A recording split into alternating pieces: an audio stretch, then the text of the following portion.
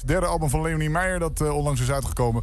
En vet te vinden is in de albumtop 100. Kijk, en dat is dan altijd weer even leuk. Dus is het ook weer even tijd om bij te kleppen met Leonie, want het is weer veel te lang geleden. Leonieke, goedemiddag. Hey, goedemiddag. Hallo. Hallo. Hoe is het met de thee? Is die klaar of trekt die nou op dit moment? Die is nog niet klaar, hoor. Nee. Hij is nog niet klaar? Nee. Luisteraars denken, waar gaat dit over? Ik had Leonie net van de lijn toen haar liedje aan het draaien was. Ze zegt, nou, dan ga ik er even thee zetten. Dus ik wil even weten of de thee aan het trekken was. Nou goed, maakt ook niet uit. Hey, lieve schat, leuk je weer te spreken en gefeliciteerd met je derde plaat. Dankjewel. Het is echt een feest. Ja, nou, daar kan ik me wel iets bij voorstellen. Want het is een goede plaat geworden. Je zingt er in 3 talen op. Dat vind ik wel knap. Ik bedoel, Nederlands, daar kennen we je van. Engels, daar kennen we je van. En wat doe je nog meer? Italiaans. Dat bedoel ik. Je spreekt het gewoon ook vloeiend. Waar heeft dat mee te maken, dat die roots er zijn? Ik heb Italiaans gestudeerd. Oké. En ik heb ook een jaartje gewoond. En dat is alweer lang geleden. Maar ik heb in Amsterdam nog een studie erachteraan geplakt. Dus in zo'n 4 jaar tijd heb ik dat maar een beetje eigen gemaakt. Oké, pronto. En dan zing je gewoon ook even het Italiaans op je plaat. Geweldig is dat. Pronto, ja. Ik denk, doe maar wat, ik spreek geen woord Italiaans. Goed gelijk. Het klinkt goed, hoor. Ja, dank u. Ik draaide net White Ribbon. En als ik het intro van White Ribbon hoor, dacht ik inderdaad echt aan A New Mama Cry. Ik in de ghetto gaat beginnen. Daar lijkt het wel iets op. Ik snap wel waarom je dat denkt, ja. Waarom je die associatie hebt, ja. Klopt. Ja? En is dat bewust of is dat gewoon toevallig zo uitgekomen? Dat is zeker niet bewust, maar ik moet wel zeggen, ik heb het wel met een Amerikaan geschreven. En ik denk wel dat je dat erg kan horen. Mm-hmm. In 2 liedjes op het album, White Ribbons en Same River Twice. En dan merk ik toch al dat de invloed vanuit Amerika gewoon toch doorcijpelt. Ja, want je zegt dat even zo tussen neus en lippen door. Ik heb het met een Amerikaan geschreven, maar niet zomaar iemand. Hè? Vertel eens wie dat is en waarom. Waarom?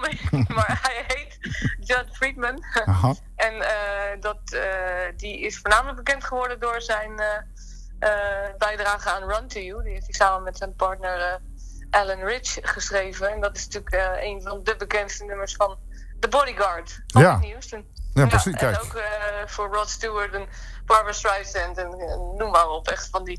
Toen ik ook te horen kreeg van, zou die misschien met elkaar eens wat willen schrijven? Toen dacht ik, hoe dan? Maar dat is gewoon gebeurd. En ik heb geprobeerd om mij zo cool mogelijk te gedragen. Ja. En niet, weet je wel, want The Bodyguard was de eerste soundtrack die ik ooit kocht in mijn leven. Dus dat vond ik wel een beetje spannend. Maar eigenlijk was het zoals alle andere schrijfsessies in die zin dat het gewoon om muziek maken gaat. En dan gaat het gewoon. Ja, de eerste soundtrack die je kocht in je leven. Nou ja, goed. Mag ik bescheiden zijn en vragen hoe jong je bent? Want ja, dat is toch wel een kleine 25 jaar geleden. Ja. Nou, ik ben 30, dus... Ja. Dus jij kocht je eerste CD... De Bodyguard was in 98, denk ik, of zo? Ja, dat was weer later. Ja, dat was toch wel iets later. Nee, dat klopt. Ja, maar goed, dan toch als heel jong meisje dat al mooi vinden. En dan nu gewoon even met de schrijver die dat liedje gemaakt heeft, Run To You, dan gewoon even je eigen album maken. Dat is toch een droom? Ja, dat is wel een beetje krankzinnig, rare cirkel die ineens daar rondgaat. Maar ik vond het echt een eer. Heb ik hem ook gezegd. Ik vind het echt een eer dat we dit mogen doen. En dan moet je nog beginnen. En ik bedoel dat je dan ook echt 2 liedjes maakt waar je gewoon heel trots op kan zijn. Dat is natuurlijk wel fantastisch. Want weet je, dat weet je van tevoren ook niet hoe dat dan gaat werken. Nee, en waar hebben jullie het gedaan dan? In Amerika of hier? Waar we het hebben gedaan? Sorry, de plaat maken, de plaat schrijven. Pardon van mij. Nou, eerst hebben we elkaar ontmoet via Skype. Dus gewoon via de computer. En het eerste, en White Ribbons is ook op die manier ontstaan eigenlijk. Met 5000 kilometer tussenin. En later is hij wel naar Nederland gekomen. En heb ik hem ook ontmoet. En hebben we Same River Twice gemaakt. Geweldig. Dus toen je kende elkaar niet eens echt, dan maak je een liedje. En dan ga je elkaar ontmoeten, leer je elkaar dus ook beter kennen. En dan ga je een tweede liedje maken. Oh, geweldig. Ja. Wat een proces. Ja, dat was wel mooi. Ik hoop dat hij binnenkort weer hier naartoe komt. Want dan kunnen we weer verder, zou ik zeggen. Ja, er moet een 4e plaat komen, of wat bedoel je? Nou, ik zou het gewoon, of die plaat er wel of niet komt, maar de liedjes moeten blijven komen. Dus ik vind dat wel, dat heeft me echt wel heel veel energie en inspiratie gegeven. Dus wat mij betreft mag die vaker op de thee komen. Ja. Die overigens inmiddels nu wel klaar is. Maar... Nou, fijn, dan weten we dat ook. Mooi. Interessant gesprek wat dit zegt. Oh, geweldig. Je hebt met hem die plaat gemaakt. Er staat bijvoorbeeld ook een cover op True Colors, hè, wat je gedaan hebt. Ja. Overigens, ik heb echt alleen maar die 2 liedjes geschreven. De plaat heb ik zelf verder Oké. met Dat een is... andere producer. Ja. Oké. Nou, even voor de mini-duidelijkheid zo. Nee, dat is alleen maar goed. Ik ben een beetje fout geïnformeerd. Dat geeft helemaal niet. Precies. Maar dat doe je dan toch even met die Amerikaan. Helemaal geweldig. Ja, de Naked Sessions, je derde plaat. Naked Sessions. True Colors wilde je ja, we hadden het over True Colors inderdaad. Waarom True Colors? Sorry. Nou ja, ik haal je even bij de leeste. Dank u. Ja, True Colors. Ik dacht, als ik 1 cover mag kiezen die heel goed bij het thema Naked past... dus een bepaalde vorm van openheid, dan vond ik dat True Colors. En ik heb ooit een versie gehoord van Eva Cassidy die echt werkelijk door mijn hart snijdt, ongeveer. En ik dacht, ik wil kijken of ik dat ook op een kleine manier kan neerzetten en echt die essentie van die teksten kan overbrengen. Dus ik vind dat gewoon een prachtig nummer. En het zit ook in een theatershow, dus het sluit mooi aan op het thema. Nou, weet je wat ik dan ga doen? Dan ga ik je bij deze beloven. We gaan zo dadelijk even de single draaien. Dat we toch wat herkenbaarheid hebben. Dan ga ik straks in het volgende uur True Colors nog even draaien van de plaat. Echt? Wat superleuk. Ja, dat is geen probleem. Hey, wist je ook dat wij naar Sittard Geleen komen? Nee, maar jij gaat me dat nu... Nou ja, ik heb eigenlijk nog niet helemaal je agenda bekeken. Dus, nee, dat geeft ook niet hoor. Maar, wanneer gaat dat gebeuren? Want wij hebben elkaar alleen nog maar via de radio gehoord. Ik vind nou dat je maar eens een keer moet langskomen. Ik vind dat ik dat ook inderdaad gewoon jou verschuldigd ben. Dat moeten we gaan regelen, lieverd. Dat moet nog een keer gebeuren. Wanneer is dat? Weet je dat zo? Of moet je dat zo? 15 januari 2016. Dus je hebt nog even bedenktijd. Even tijd. Nee, maar dat moeten we zeker. Ik ben hier al even naar de mannen van tv aan het kijken. Want dan gaan we wellicht, als dat allemaal lukt... gaan we voor televisie een leuk interview met je maken daar. Dat zou superleuk zijn. En ik vind het natuurlijk heel leuk ook weer om in het zuiden te komen. Want hier staat er ook niet elke week. Dus dat is voor mij een mooie gelegenheid om even weer langs te komen. 1 en 1 is 2. En dan moeten we elkaar van tevoren even bellen om dat nog wat te hypen allemaal. Dus we moeten dat gewoon gaan... Ja, ik denk sowieso, als we elkaar zien, moeten we ook gewoon bellen.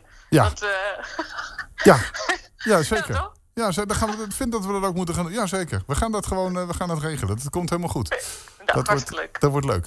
Even dan nog naar je plaat, de Naked Sessions. Waarom die titel? Ja. Het zegt het eigenlijk al, openheid. Je geeft het al aan. Is dit meer openheid dan je vorige 2 platen? Ik denk dat het iets puurder is qua productie. Dus ik tracht altijd natuurlijk wel openheid in mijn liedjes te hebben. Maar dit is wat organischer. Dus minder heftige Zweedse producties. En iets meer alleen gitaar, zang, piano en bas. En we hebben het ook allemaal tegelijkertijd opgenomen. Wat ik normaal ook niet doe. Want normaal gesproken ben ik daar maanden mee bezig. En dan nemen we laag voor laag op. En dan kan ik nog 1600 keer de zang opnieuw doen. Weet je wel, totdat het in mijn ogen helemaal perfect is. En nu moest ik het eigenlijk on the spot in 1 keer opnemen. En dat is wel een hele belevenis geweest. Want in een week tijd hebben we de plaat erop gezet. Dus dat is wel nieuw. En ik denk dat je dat ook wel hoort. Het is wel spannend op die manier. Ja, nou, ik heb hem, moet ik zeggen, even vluchtig een paar keer geluisterd. Ik heb hem nog niet helemaal aandachtig op me laten inwerken. Maar wat ik wel hoorde was, het liedje wat we net draaiden, dat White Ribbons, mooi. Maar is iets steviger toch qua geluid. Maar er staan een aantal hele zo'n fragiele kleine liedjes op. Dat ik denk, wow, dit is, dat gaat inderdaad door je ziel ook. Ja, nee, dat hoop ik dan maar op een bepaalde manier. En dat is ook wat we in het theater proberen te doen. En in die zin noemde ik dit de Naked Sessions, omdat de tour Naked heet. En dit eigenlijk daar een afgeleide van is. Van bijna op een sessie-manier. Dus gewoon echt als zonder. Dus, want tegenwoordig is het gewoon, je kan natuurlijk alles opnieuw doen. En je kan daar 100 jaar over doen voordat je ergens een keer tevreden mee bent. Ja. En dit was gewoon Naked. Van ga maar gewoon staan en opnemen. En ook unplugged een aantal nummers, hè? Het is altijd wel plugged. Want ik bedoel, er moet toch een microfoon bij staan. Maar het klinkt wel zo, ja. Het is wel... de sound is wel unplugged, vind ik dan. Nou, oké. Ja. Nou, het is dus... ik denk dat je organisch bedoelt. Het is allemaal echt... er komt niks uit een uit een doosje of uit de computer. Het is allemaal puur, hè? Het is, goed. Ja, oké, geweldig. Hij had ook gewoon Pure Naked kunnen heten. Dat had ook gekund, bijvoorbeeld. Ja, dat had ook gekund. Ja, dat is leuk voor de volgende plaat. Maar hey, en de theaterzin, dat is natuurlijk ook gaaf dat je gaat rondtoeren. Wat kunnen mensen verwachten die naar jouw show komen? Want ja, je brengt 3 platen uit in 4 jaar tijd. 4 jaar tijd. Ik bedoel, dat is veel, vind ik. Ja. En je gaat nu dan gewoon zeggen van... nou jongens, ik ga de theaters in. Dan leren jullie mij kennen. En Bob, wat ga je doen? Wordt het van alle 3 die platen iets? Ja, wel voornamelijk natuurlijk een nieuwe plaat. Maar op de nieuwe plaat staan ook een paar oude favorieten van me.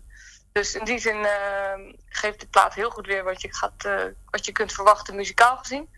En daarnaast is het echt al muziekvoorstelling. In die zin, ik vertelde ook echt wel verhalen bij.